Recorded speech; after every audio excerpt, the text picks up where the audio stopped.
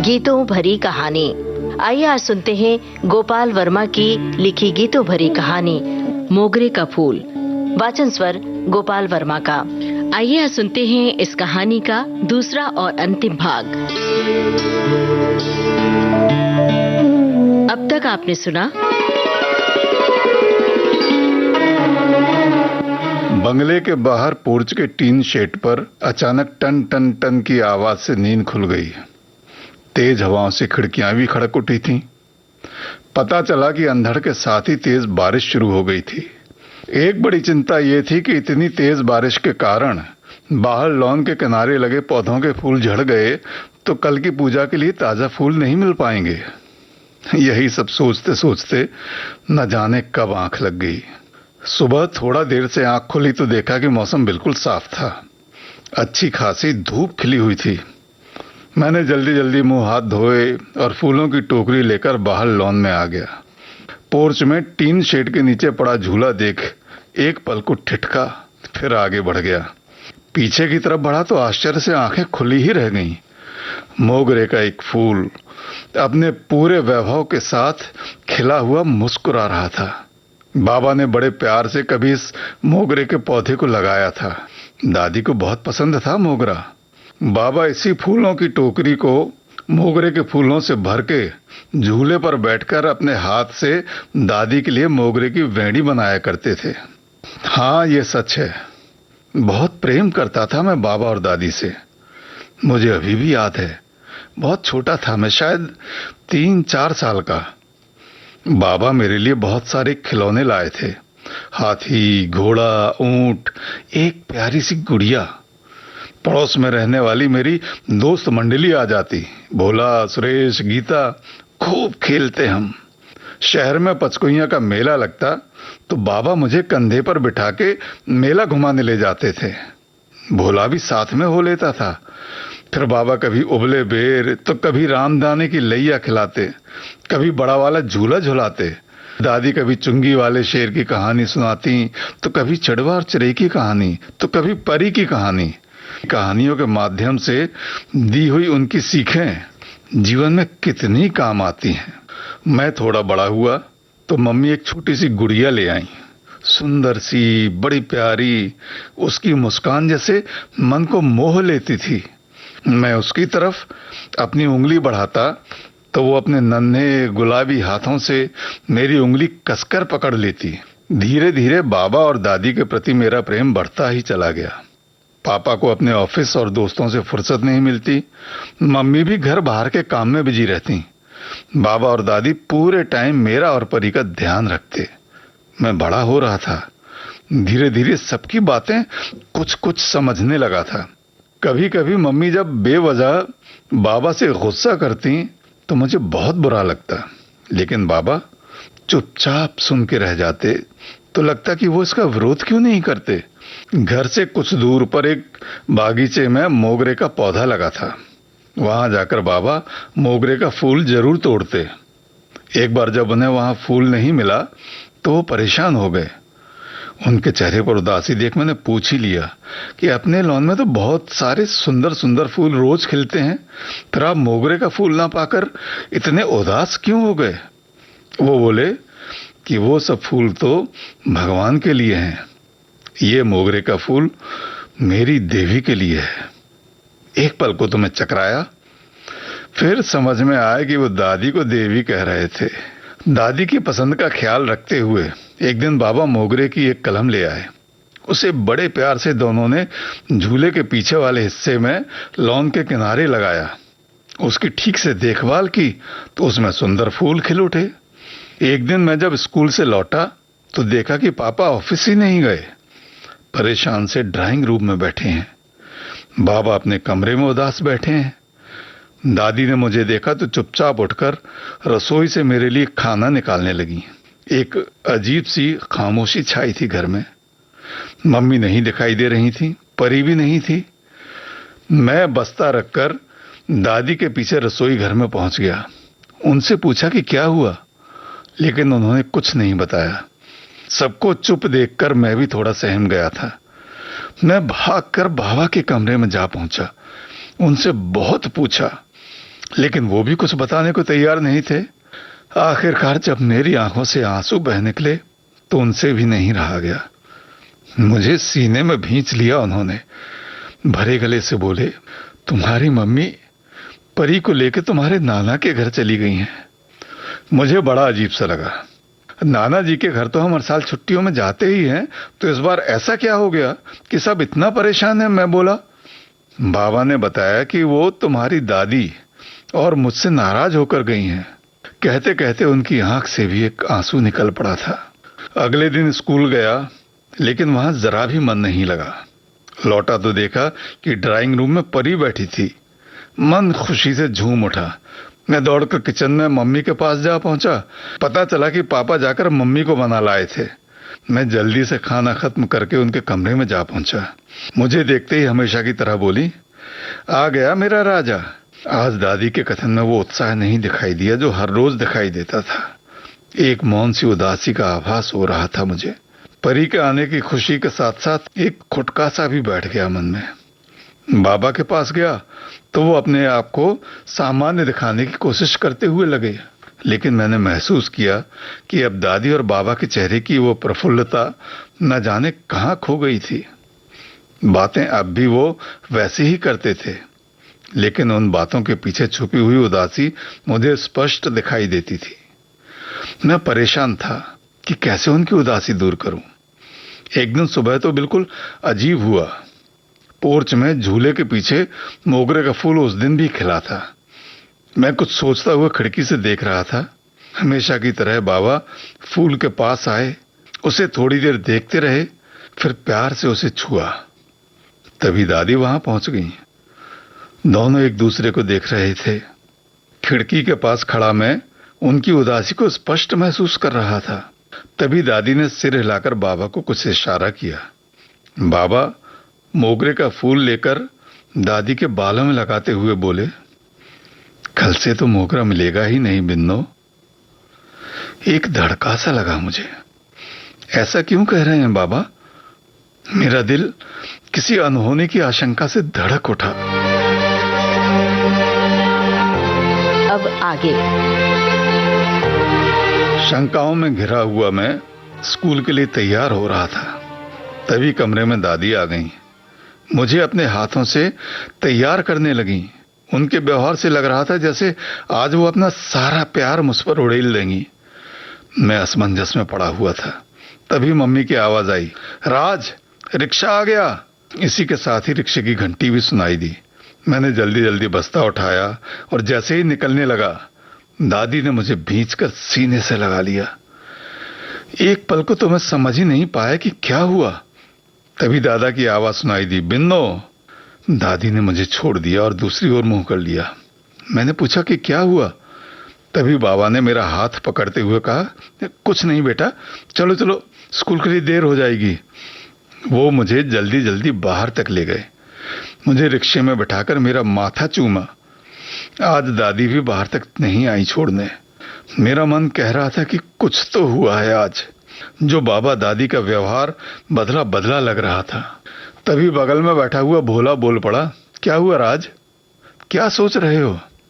जब तक मैं कुछ बोलता, हमारा रिक्शा चल पड़ा।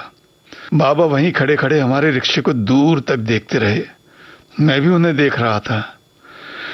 मैं स्कूल तो पहुंच गया, लेकिन मन बाबा और दादी के बारे में ही सोच रहा था। तो दूसरी ओर दोस्त मंडली की उछल कूद और मस्ती रोज की तरह चल रही थी।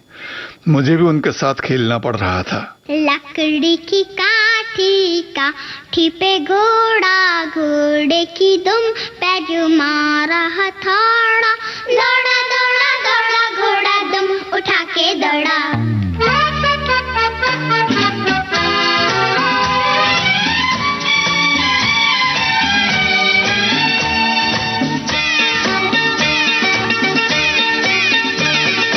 लकड़ी की काठी पे घोड़ा, घोड़े की दुम पे जो मारा हथौड़ा, दौड़ा दौड़ा दौड़ा घोड़ा दुम उठा के दौड़ा।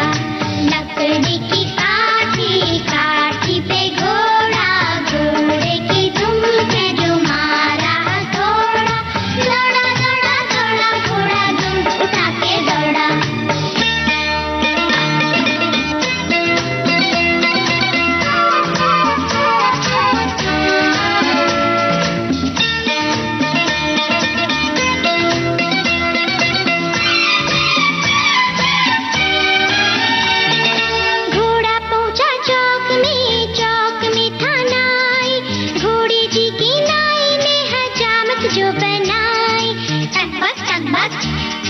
टकबक टकबक घोड़ा पहुंचा चौक में था नाई, घोड़े की गिराई ने हजामत जो बनाई।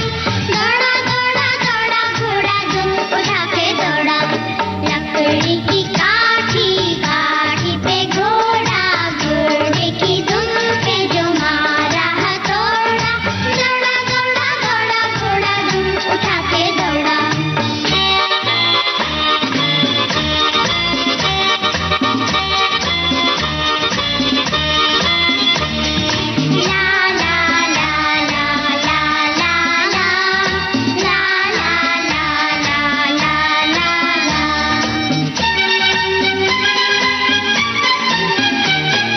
घोड़ा था घमंडी, पहुंचा सब्जी मंडी बर्फ पड़ी थी, बर्फ में लग गई ठंडी। टकबक टकबक टकबक टकबक घोड़ा था घमंडी, पहुंचा सब्जी मंडी बर्फ पड़ी थी, बर्फ में लग गई ठंडी। दौड़ा दौड़ा दौड़ा घोड़ा दुम उठा के दौड़ा, लकड़ी की काठी काठी पे घोड़ा, घोड़े की दुम पे जो मारा हथौड़ा। दौड़ा दौड़ा दौड़ा घोड़ा दुम उठा के दौड़ा।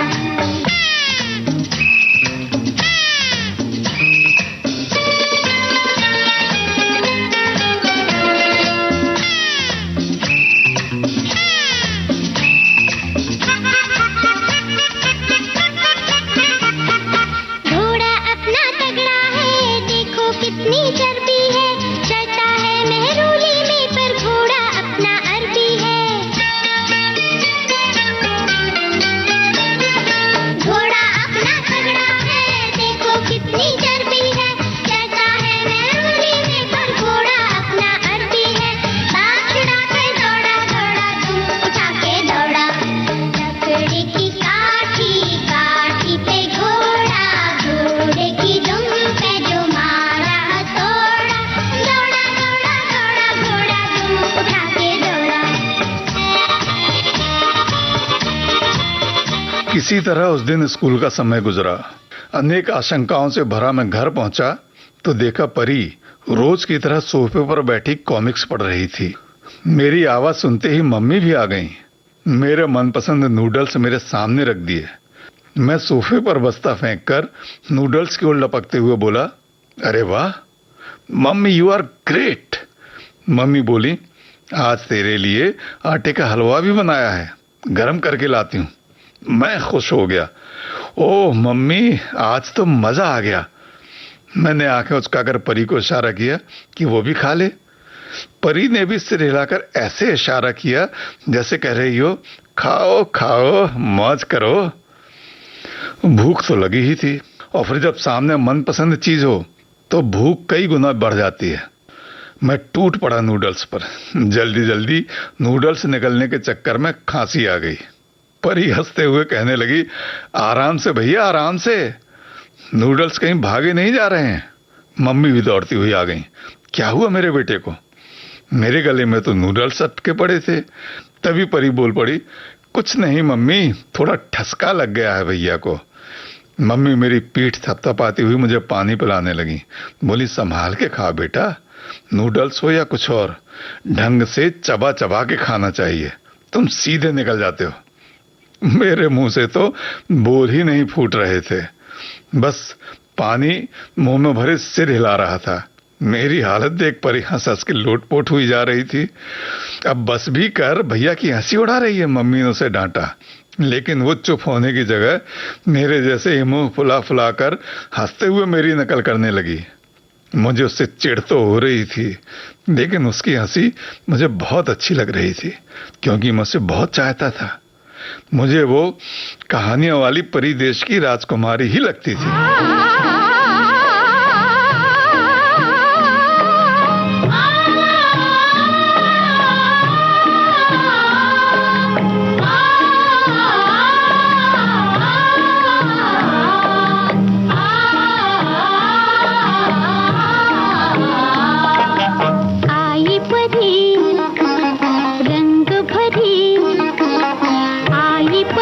रंग भरी किसने पुकारा।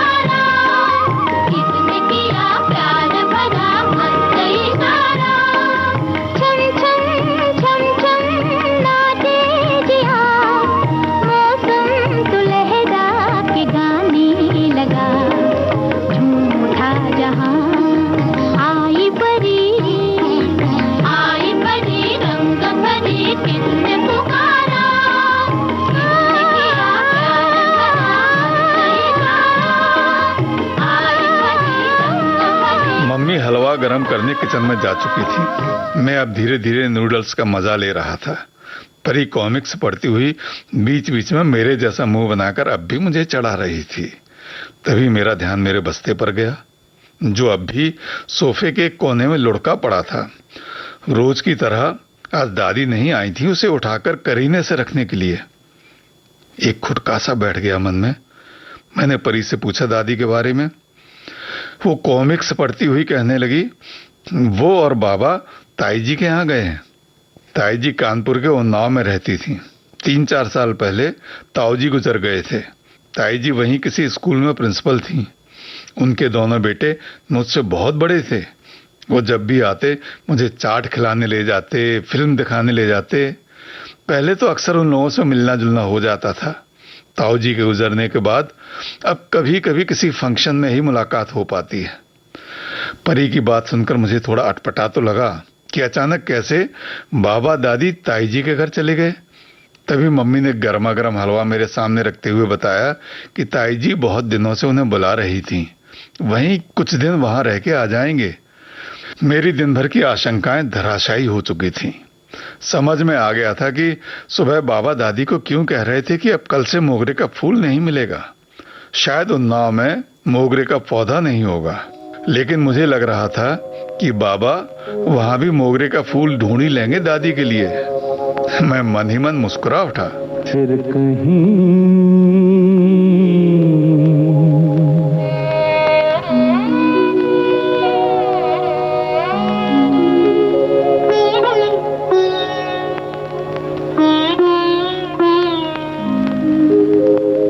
कहीं कोई फूल खिला, चाहत ना कहो उसको। फिर कहीं कोई फूल खिला, चाहत ना कहो उसको। फिर कहीं कोई दीप जला, मंजिल ना कहो उसको। फिर कहीं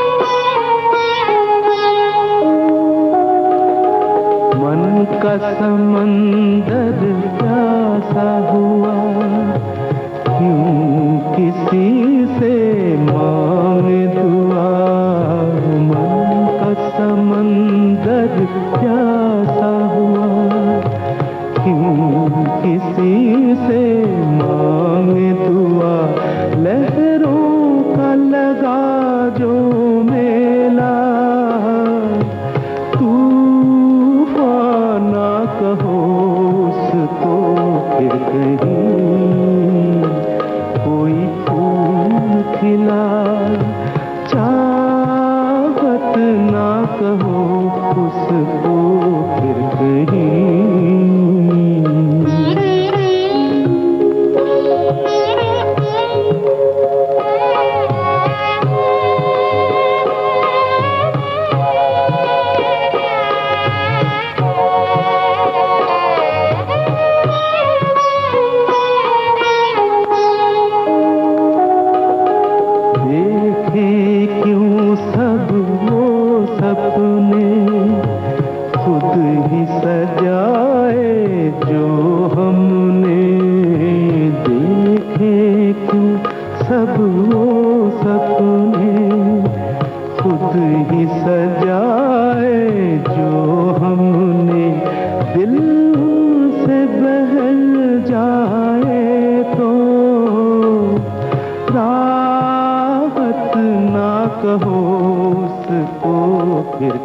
समय कभी किसी का इंतजार नहीं करता, आगे बढ़ता ही रहता है। दिन बीते, महीने बीते, साल होने को आया, लेकिन बाबा दादी लौट के नहीं आए।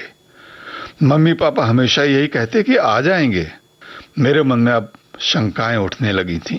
बाबा के लगाए हुए मोगरे के पौधे में अब भी फूल खिलता था।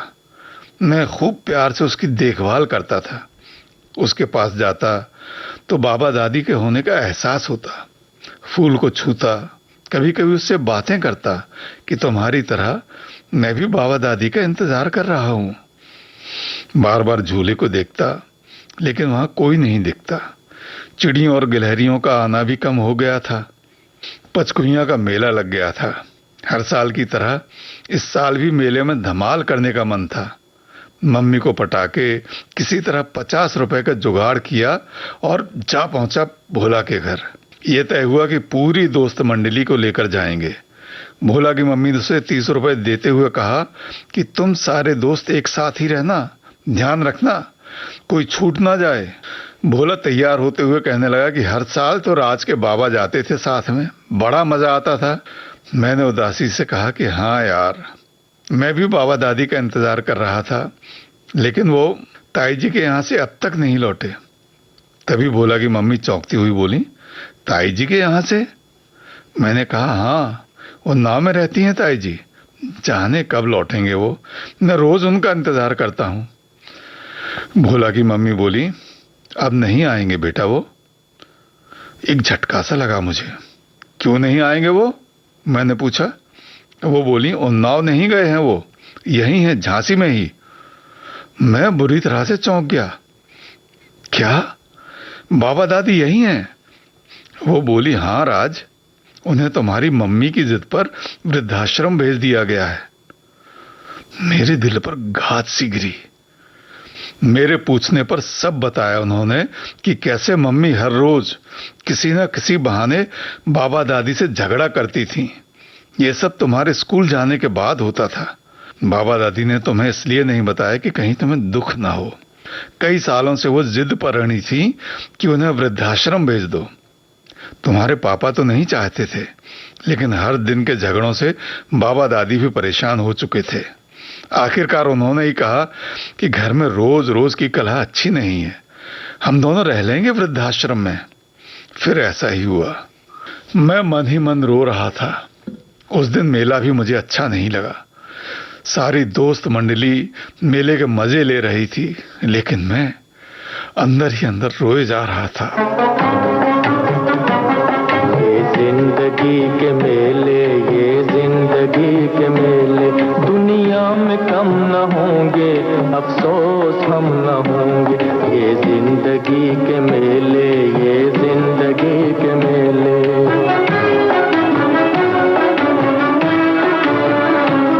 दुनिया है मौज दरिया, कतरे की जिंदगी क्या। दुनिया है मौज दरिया, कतरे की जिंदगी क्या।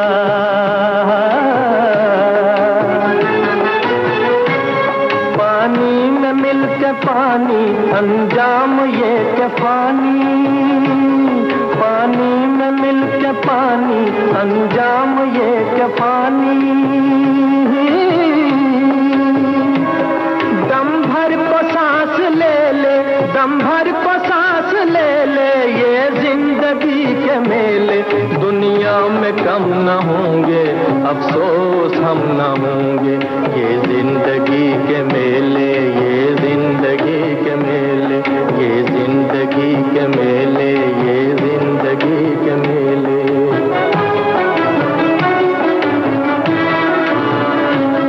होंगी यही बहारें, उल्फत की यादगारें, होंगी यही बहारें, उल्फत की यादगारें।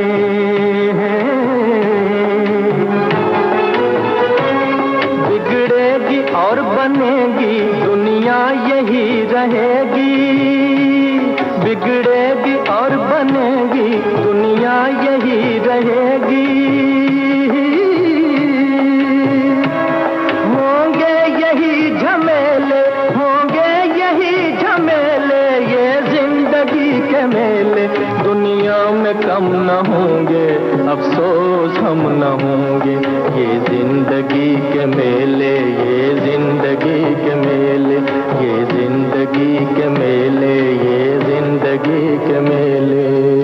उस दिन घर आके मैं बहुत रोया, बहुत झगड़ा मम्मी से, शायद बदतमीजी की भी हदें तोड़ बैठा था मैं। पापा को भी बहुत बुरा भला कहा मैंने कि क्या आपने जरा भी नहीं सोचा कि कैसे रहते होंगे वो अपने बच्चों के बिना? उनके दिल पर क्या बीत रही होगी जब उन्हें यहां से भेज रहे थे आप दोनों? परी सहमी हुई सी मेरा बदला हुआ रूप देख रही थी। सारे घर को सर पे उठा लिया मैंने, जिद पकड़ ली कि बाबा दादी को ले आए या मुझे उनके पास भेज दें। मम्मी को तो ना जाने क्या क्या सुना दिया था मैंने। अंततः उन्होंने थप्पड़ मार दिया मुझे। जिंदगी का पहला थप्पड़ था वो। मैंने अपना कमरा बंद कर लिया। सबने बहुत कोशिश की मनाने की, दरवाजे खुलवाने की। मैंने दरवाजे नहीं खोला। उस रात खाना भी नहीं खाया। अंततः सब थक हार कर अपने अपने कमरे में चले गए। परी मेरे कमरे में ही सोती थी, लेकिन मैंने उसके लिए भी दरवाजा नहीं खोला। शायद मम्मी के पास चली गई थी वो सोने। मैं रो रहा था, समझ में नहीं आ रहा था कि क्या करूं। नींद तो आंखों में थी ही नहीं। जब लगा कि सब सो गए तो मैंने धीरे से दरवाजा खोला और जा पहुंचा घर के एक कोने में बने मंदिर में, जहां राम जी थे, बजरंगबली थे, कन्हैया जी थे लड्डू गोपाल के रूप में। दादी अक्सर मुझे भी लड्डू गोपाल बोल देती थी। कहती थी, तू तो मेरा लड्डू गोपाल है, माखन मिश्री खिलाऊंगी तुझे।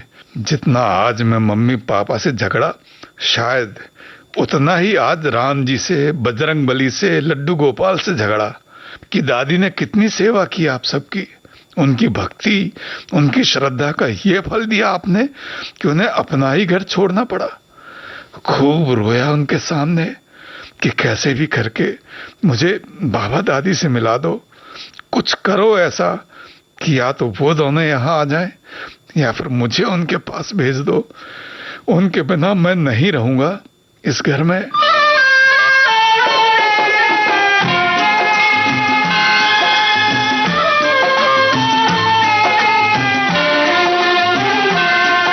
बना के क्यों बिगाड़ा रे, बना के क्यों बिगाड़ा रे, बिगाड़ा रे नसीबा। ऊपर वाले, ऊपर वाले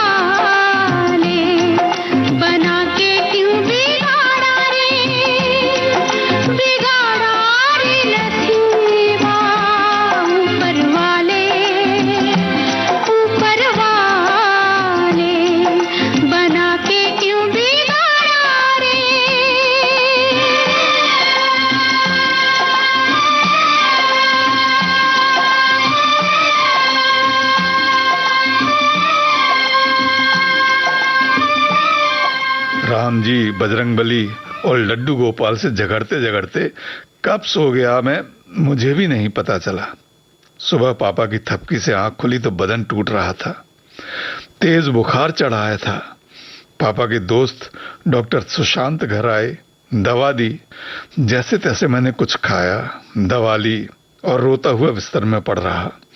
उस दिन स्कूल भी नहीं गया, मम्मी से तो बात तक नहीं की। बस मन ही मन शिकायत किया जा रहा था राम जी से कि ऐसा क्यों हुआ। जिस घर को कभी बाबा और दादी ने प्यार से बनाया, सजाया, संवारा, उन्हें ही उस घर से निकाल दिया गया। फिर दिन गुजरा, फिर रात हुई तो फिर जा बैठा राम जी के सामने, वही प्रार्थना, वही झगड़ा। जो कुछ मन में था सब बोल दिया, यहां तक कह दिया कि तुम्हें जो कुछ भी करना पड़े करो, कैसे भी करके मेरे बाबा दादी को मुझसे मिला दो, नहीं तो मुझे उनके पास भेज दो। उसके बाद जो हुआ सोच के मन आज भी सिहर उठता है। पता नहीं मेरी प्रार्थना का असर था या राम जी से झगड़ा करने का परिणाम था जो ऐसा हुआ।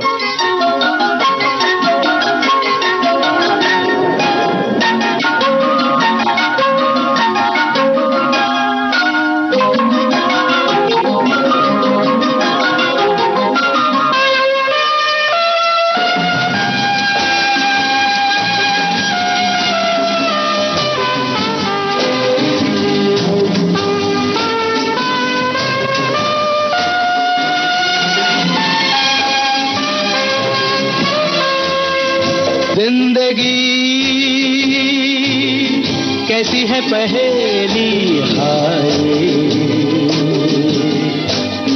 कभी तो हंसाए,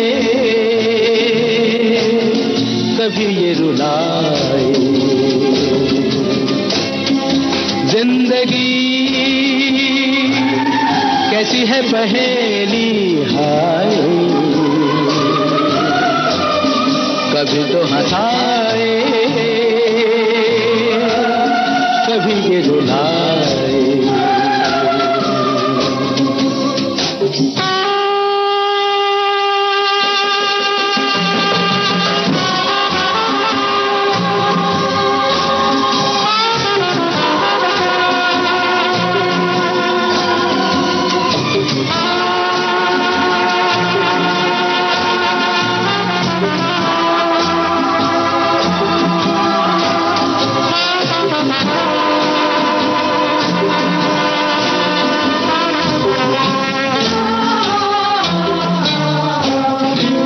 भी देखो मन नहीं जागे, पीछे पीछे सपनों के भागे। तो भी देखो मन नहीं जागे, पीछे पीछे सपनों के भागे। एक दिन सपनों का राही चला जाए सपनों से आगे कहाँ। जिंदगी कैसी है पहेली हाय, कभी तो हंसाए, कभी ये रुलाए।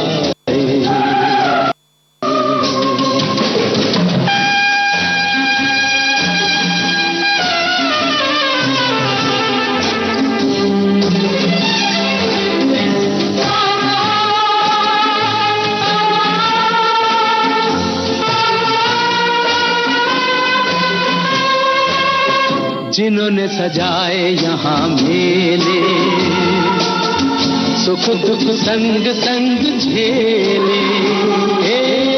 जिन्होंने सजाए यहाँ मेले, सुख दुख संग संग झेले। वही चुनकर खामोशी यूं चले जाए अकेले कहाँ। जिंदगी कैसी है पहेली हाय, कभी तो हंसाए,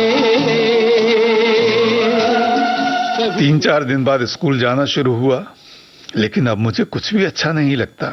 न स्कूल की रौनक, न दोस्त मंडली, सबसे अलग थलग, बस मन में एक ही लगन, बाबा दादी का ख्याल।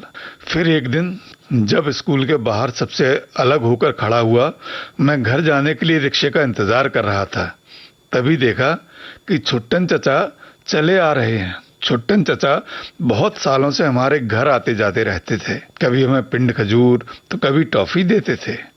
पिंड खजूर में बहुत अच्छे लगते थे। पूरे घर के कपड़े वही सिला करते थे। पापा उन्हें प्यार से छुट्टन मियाँ कहते थे। इस साल पापा किसी और दर्जी के पास ले गए थे कपड़े सिलवाने। छुट्टन चचा से उनकी कुछ अनबन हो गई थी। छुट्टन चचा ने आकर मुझे टॉफी दी। बोले, खजूर खाओगे? मैंने हाँ में सिर हिलाया। वो मेरा हाथ पकड़कर एक और खड़ी वैन के पास ले गए। जैसे ही वैन के पास पहुंचे, एक बलिष्ठ हाथ ने मुझे वैन में खींच लिया। एक पल को तो मुझे झटका सा लगा, लेकिन पलक झपकते ही वैन दौड़ पड़ी। देखा तो उसमें 3-4 मुस्टंडे बैठे थे। एक के हाथ में बड़ा सा चाकू था, जिसे वो बार बार मेरी ओर बढ़ाता हुआ चमका रहा था। आगे बैठे छुट्टन चचा मुझे डांटते हुए चुप रहने का इशारा कर रहे थे। मैं डर भी रहा था और मन ही मन सोच रहा था कि चाकू वाला मार ही दे मुझे। कम से कम मम्मी को भी तो पता चले कि बेटे से दूर होने का दर्द क्या होता है। स्कूल से लेकर घर तक हड़कंप मच गया था।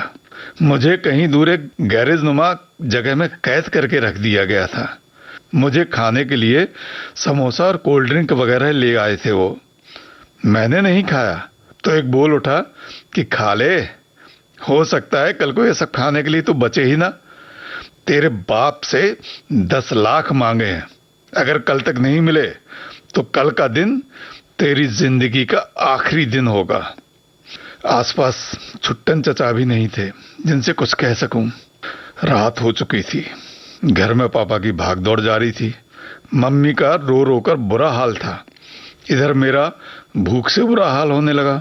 समोसे और कोल्ड ड्रिंक पास में ही रखे थे। मैंने उन लोगों में से एक को इशारा किया। उसने मेरे हाथ खोल दिए। मैंने समोसा खाया, कोल्ड ड्रिंक पिया। तभी एक बोलने लगा, लगता है समोसे और कोल्ड ड्रिंक के पैसे भी बेकार ही जाएंगे।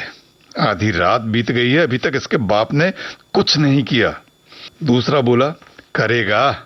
छुट्टन चचा ने बताया था कि बहुत पैसे हैं इसके बाप के पास। 10 लाख का इंतजाम करने में थोड़ा टाइम तो लगता है ना। तभी एक आवाज गूंज उठी, तुम लोग घिर चुके हो, बच्चे को छोड़ दो और सरेंडर कर दो, वरना सब मारे जाओगे। गुंडों में हड़कंप मच गया। आनंद फानंद में उन्होंने गोली चला दी। एक ने पीछे से भागते भागते मुझ पर भी गोली चला दी, जो मेरे कंधे में लगी। मैं बेहोश हो गया। आंख खुली तो हॉस्पिटल में था। पता चला कि एक गुंडा भाग गया, 2 पकड़े गए, छुट्टन चचा को भी धर लिया गया। मुझे होश में आया देख मम्मी मुझसे लिपटकर रोने लगी।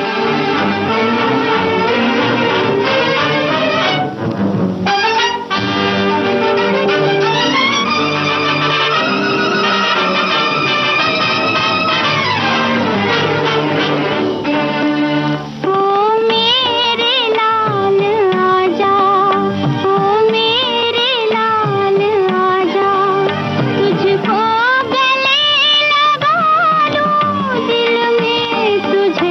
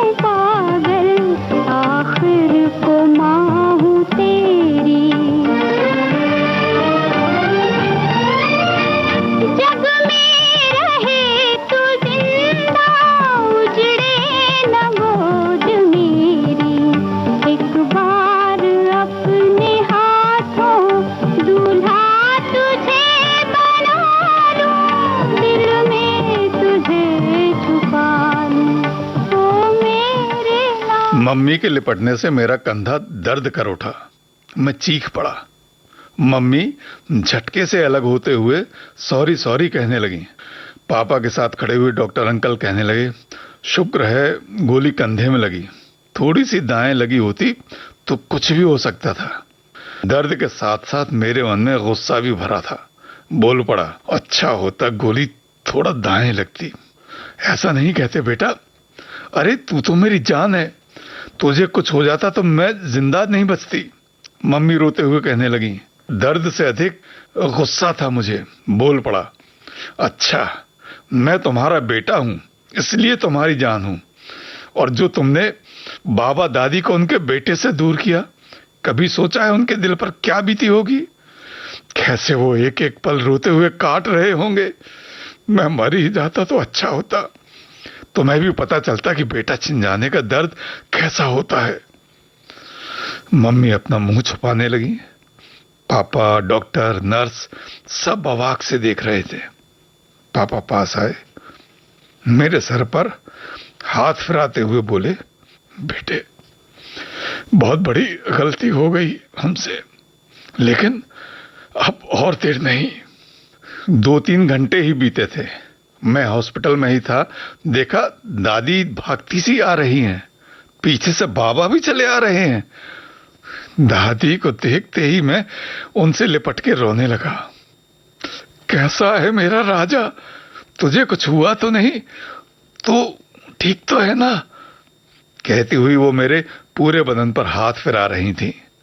मेरे कंधे पर भी उन्होंने हाथ फिराया, लेकिन बाबा दादी के मिलने की खुशी मुझे कंधे के दर्द से अधिक थी। खुशी में मुझे दर्द का एहसास ही नहीं हुआ। बस फिर क्या था? फिर वही झूला, वही चिड़ियों का दाना, गिलहरियों का खाना, दादी के बालों में बाबा का फूल लगाना। मम्मी को भी समझ में आ गया था, वो भी बाबा दादी की जी जान से सेवा करती हैं। अब खुशियों से भर गई थी जिंदगी। उठे सबके कदम देखो रम पम पम,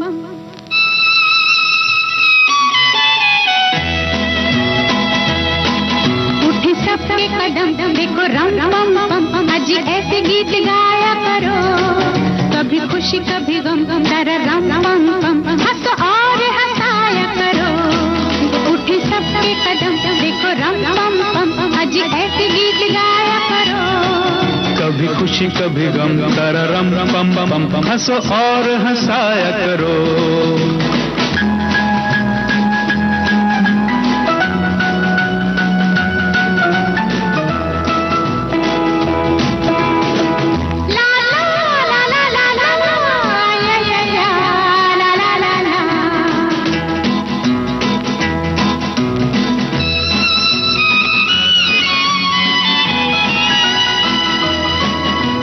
वो प्यारे दिन और वो प्यारी रातें, याद हम है मुलाकातें।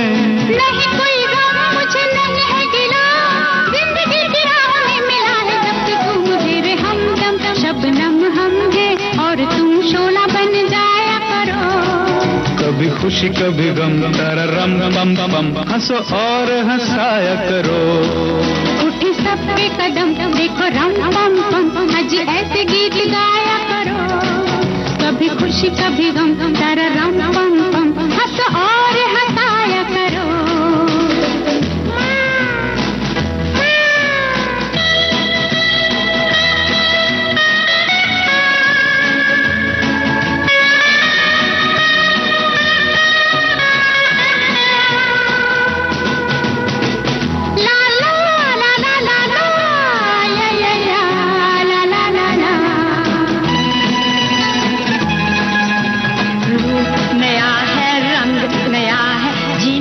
जाने कहाँ ढंग गया है। किसे है फिक्र, किसे क्या पसंद, प्यार के जहां में रजामंद जब हम तुम हम बन गए हैं सनम बेधड़क, मेरे घर आया करो, कभी खुशी कभी गम, तारा रम पम पम। हंसो और हंसाया करो, उठे सबके कदम देखो रम पम पम। आज ऐसे गीत गाया करो, कभी खुशी कभी गम, तारा रम पम पम। हंसो और हंसाया करो।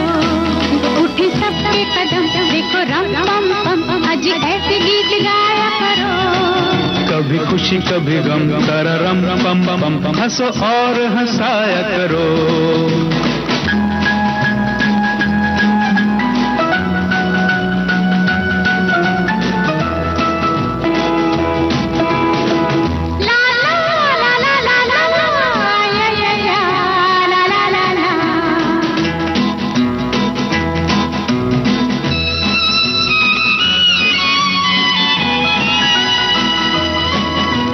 वो प्यारे दिन और वो प्यारी रातें याद हम है मुलाकातें। नहीं कोई गम मुझे नहीं है गिला, जिंदगी की राह में मिला है जब से तू मुझे रे हमदम। शबनम हम है और तुम शोला बन जाया करो। कभी खुशी कभी गम तररम पम पम हंसो और हंसाया करो।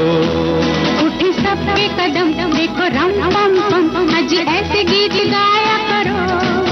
कभी खुशी कभी गम तररम पम पम हंसो और हंसाया करो। ला ला ला ला ला ला ला ला ला ला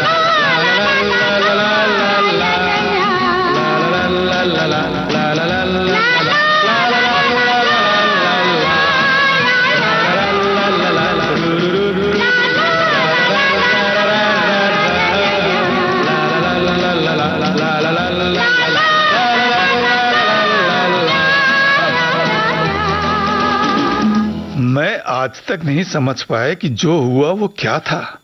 क्या वो मेरी प्रार्थना का असर था जो भगवान ने इतनी बड़ी लीला रची?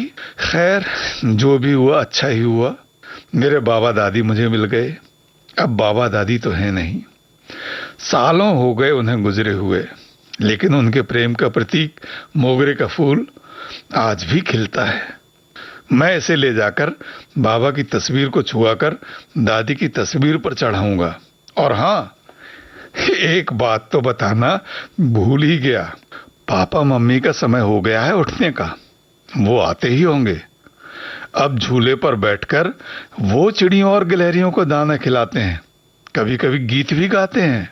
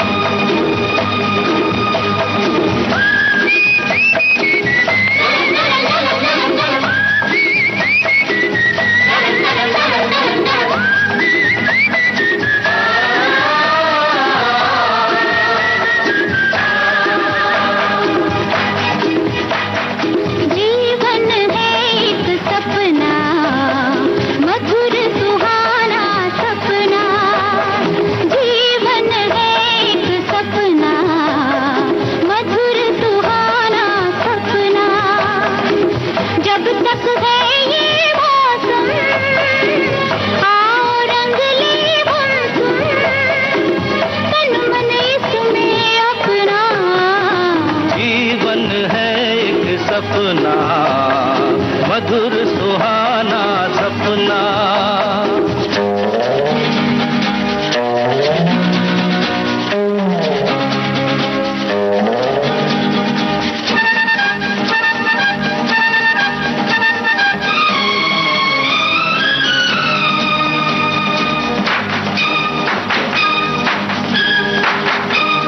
जाने वाले हर गुजरे पल दर्द से बोझल है, जाने वाले हर गुजरे पल दर्द से बोझल है। आने वाले कल जो है वो आंखों से ओझल है। फिर उस कल की गुजरे पल की छोड़ो बातें करना। जीवन है एक सपना मधुर सुहाना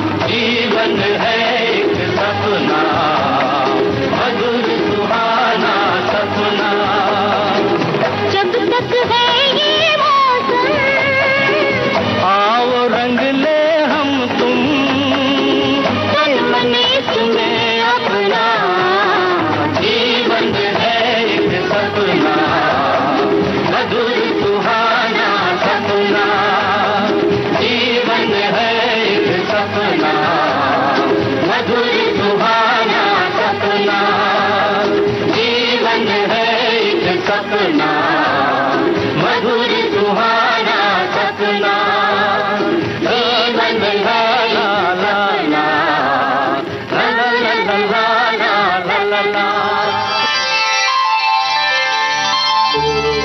अभी आप सुन रहे थे गोपाल वर्मा की लिखी गीतों भरी कहानी मोगरे का फूल।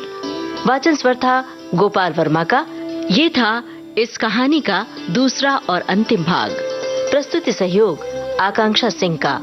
इस कार्यक्रम के प्रस्तुतकर्ता रमेश गोखले।